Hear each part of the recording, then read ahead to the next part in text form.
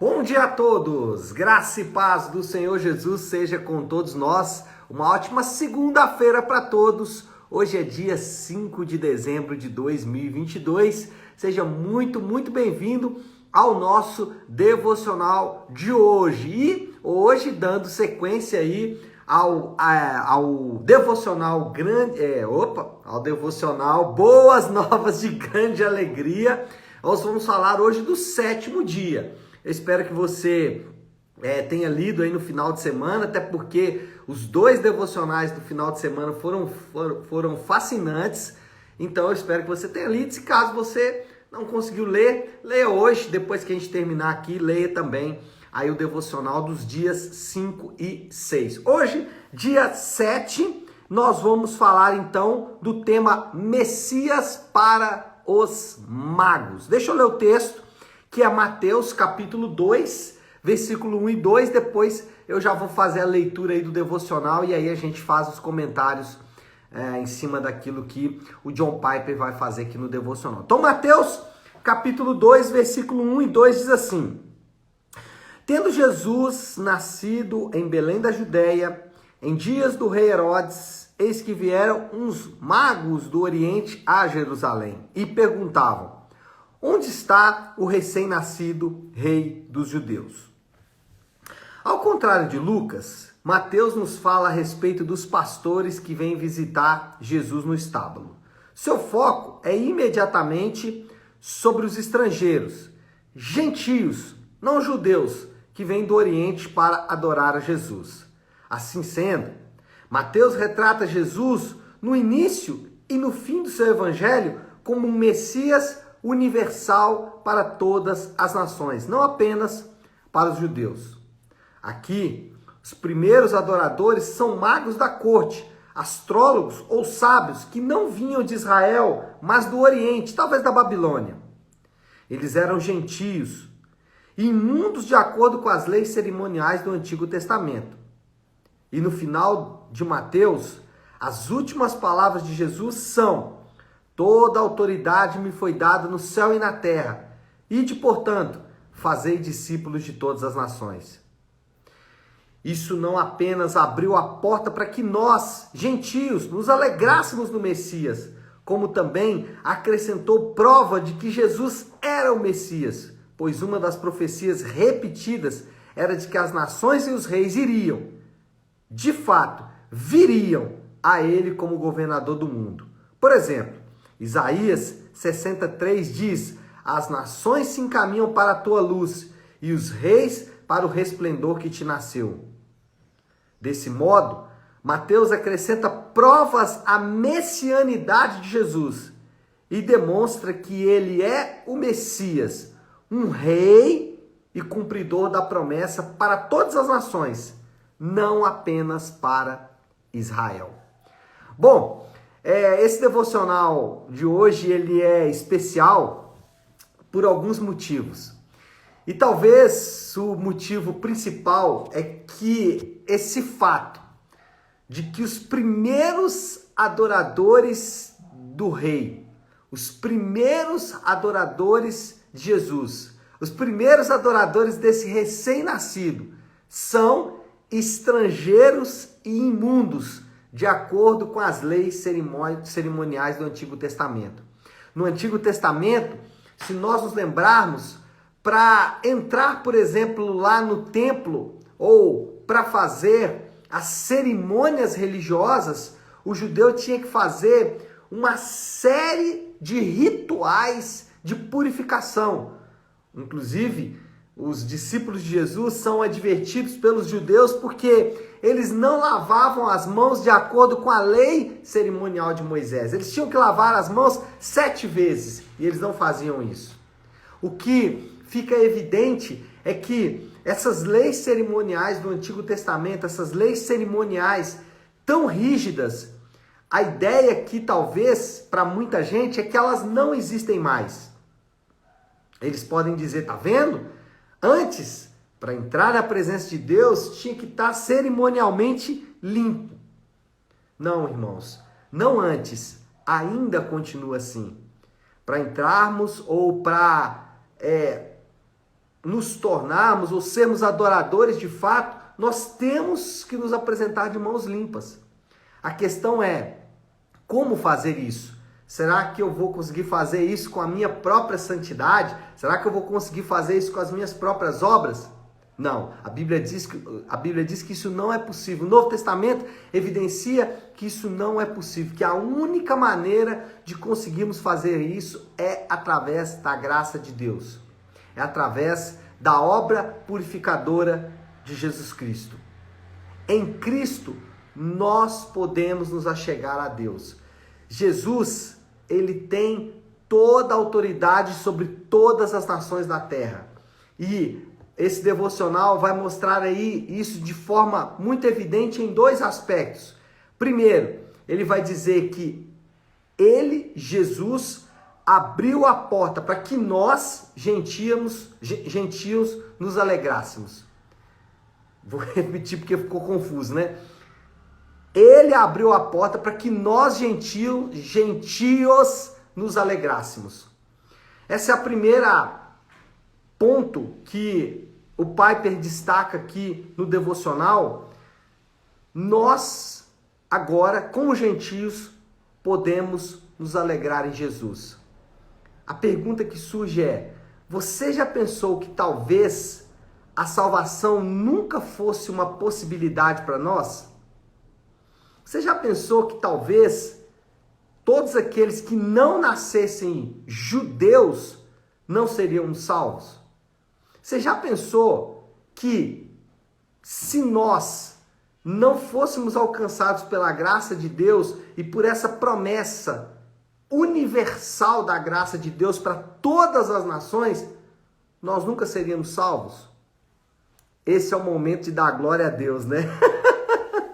Esse é o momento em que a gente fala glória a Deus pela promessa dele de um Messias para todas as nações. Pode parecer simples isso, mas não é verdade. A salvação que antes era restrita a um povo, e para alguém ser salvo ele tinha que se tornar judeu, para alguém ser salvo ele tinha que fazer a circuncisão e passar a ser judeu, para então ser salvo. Hoje, essa salvação ela está disponível a todas as nações. E isso é uma boa notícia de fato no Natal. Se você quer dar uma boa notícia para as pessoas do Natal, fale para as pessoas, olha, o Natal representa a salvação de Deus para todas as nações. O Natal representa que agora nós, como gentios, brasileiros, latinos, nós, nascidos em 2000, nascidos no século 20, século 21, nós agora podemos nos alegrar porque o Messias chegou para todas as nações. A pergunta que eu faço é, e aí já é bem prático, né? O que pode tirar a sua alegria hoje, se o Messias veio para todas as nações? Então, o primeiro ponto aí do Piper é, podemos nos alegrar porque o Messias prometido para todas as nações chegou. Segunda coisa é que ele cumpriu as promessas de um Messias global. Eu gosto sempre de falar isso, que as promessas de Deus foram cumpridas. Até hoje, tudo que Deus prometeu, ele cumpriu. Os profetas do Antigo Testamento, eles testemunharam. Os profetas do Antigo Testamento profetizaram um Messias global, um Messias universal, um Messias para todas as nações. E sabe o que nós aprendemos com isso? Que todas as promessas de Deus se cumpriram no seu devido tempo. Isso é importante porque o Novo Testamento ele é repleto de promessas muito objetivas de Deus para o seu povo. O Novo Testamento, aliás, o Novo Testamento não, toda a Bíblia, né? Mas estou falando do Novo Testamento porque é a realidade da igreja, mas o ponto é que existem promessas muito objetivas de Deus na Bíblia, e se as promessas que já foram feitas e já foram cumpridas, não me deixa margem para pensar que as promessas que ainda não foram cumpridas vão se cumprir. Por exemplo, Deus prometeu um reino de paz, justiça e santidade. Deus disse que esse reino vai ser estabelecido na terra. Um reino que durará por toda a eternidade, será governado pelo próprio Senhor Jesus e que nós, ou aqueles que em Cristo, ou pela fé e o arrependimento, alcançarem salvação, esses indivíduos habitarão esse reino. Um reino que ele promete toda a paz, toda a bondade, toda a justiça que nós buscamos nos reinos humanos, é prometido então nesse reino celestial. Talvez você pode estar se perguntando assim, pastor, mas isso é confiar em algo que nós não estamos vendo. Bom, eu concordo com você, mas se você não for confiar nisso, em que você vai confiar? Talvez você confie naquela esperança vã que diz o seguinte, não, quando eu morrer, tudo vai acabar. Bom, se você quiser acreditar nisso, você pode acreditar, mas isso aí é só fruto da razão e da mente humana. Ou você pode dizer assim, não, eu acredito que quando eu morrer, Deus vai salvar todo mundo. Bom, você pode acreditar nisso, mas isso é fruto apenas do intelecto e da razão humana. Agora, quando nós olhamos para a palavra de Deus, uma palavra que está aí há milhares e milhares de anos, e agora entra no devocional de hoje novamente, uma palavra que já se mostrou cumpridora de promessas, uma palavra que já se mostrou fiel, ou seja, aquilo que ela prometeu, ela mesma cumpriu. Essa palavra garante que para aqueles que estão em Cristo, para aqueles que por meio da fé e do arrependimento alcançam salvação pela graça de Deus, esses indivíduos, eles habitarão um reino de paz, justiça e santidade. Você pode querer acreditar na sua lógica e razão ou acreditar no que a Bíblia diz. Aí é uma questão de fé, uma questão de escolher aquilo que você quer acreditar, naquilo que já se mostrou falho ou naquilo que já se mostrou verdadeiro. Então, nós podemos confiar em Deus. E se podemos confiar em Deus, e essa é o desafio, nós podemos então viver perigosamente. Se eu confio que esse reino está de fato chegando, se eu confio que Deus vai cumprir a promessa desse reino, então eu posso viver como Ele mandou viver. Viver em oração, viver amando, viver testemunhando, viver servindo, viver generosamente, viver evangelizando, viver abençoando missões, viver como a Bíblia diz que eu posso viver. Por quê? Porque o reino que Ele prometeu está chegando e essa é a nossa confiança. Duas coisas então no devocional de hoje. Primeiro, a grande notícia, a salvação chegou para todas as nações. Segundo, as promessas de Deus estão se cumprindo e todas elas vão se cumprir cabalmente. Moral da história então, já para a gente concluir aí o nosso devocional de hoje, Ele é o Rei cumpridor de promessas para todas as nações. Olha só o poder, o peso, a profundidade dessa frase. Ele é o Rei cumpridor de promessas para todas as nações. Rei, cumpridor de promessas, todas as nações. Ou seja, isso engloba muita coisa e essa é a promessa ou essa é a palavra que nós devemos ficar nesta segunda-feira para começar bem essa semana. O que nós podemos pensar para aplicar tudo isso? O Rei prometido para todas as nações chegou. O que nós podemos aplicar? A pergunta que deve ficar para mim e para você é: você está em Cristo? Você está naquele que veio para todas as nações? Você está naquele que fez promessas e prometeu cumprir essas promessas? Promessas que em outros tempos já foram cumpridas? Você está em Cristo?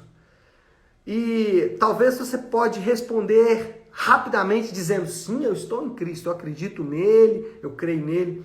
Mas não é isso que a Bíblia diz. A Bíblia diz que aqueles que estão em Cristo têm uma vida de fé e arrependimento. O que é fé? confiar só nele. O que é arrependimento? Deixar para trás os seus pecados. E esse é um ponto de aferição. Se você está em Cristo, você tem uma vida de fé e de arrependimento. Não adianta dizer que está em Cristo. É importante que a sua vida representa aquilo que você está adorando, aquilo que você crê. Então, para aqueles que estão em Cristo, é uma vida de fé e arrependimento. Tá certo, meu povo? Vamos orar? Vamos orar porque o tempo urge. E como eu gosto de fazer toda segunda-feira para iniciar aí a nossa semana de devocionais, eu gosto de orar a oração que o Senhor nos ensinou, a oração do Pai Nosso. Vamos juntos fazer a oração que o Senhor nos ensinou. Se você puder, pare um instante aquilo que está fazendo e vamos juntos buscar a Deus em oração. Pai nosso que estás nos céus, santificado seja o teu nome. Venha o teu reino, seja feita a tua vontade, assim na terra como no céu. Dá-nos hoje o nosso pão de cada dia. Perdoa as nossas dívidas, assim como perdoamos aos nossos devedores. E não nos deixes cair em tentação, mas livra-nos do mal, porque teu é o reino, o poder e a glória para sempre. Amém. Amém, pessoal? Então é isso. Nós vamos ficando por aqui. Que Deus te abençoe. Uma ótima, uma excelente segunda-feira para todos. Fiquem com Deus.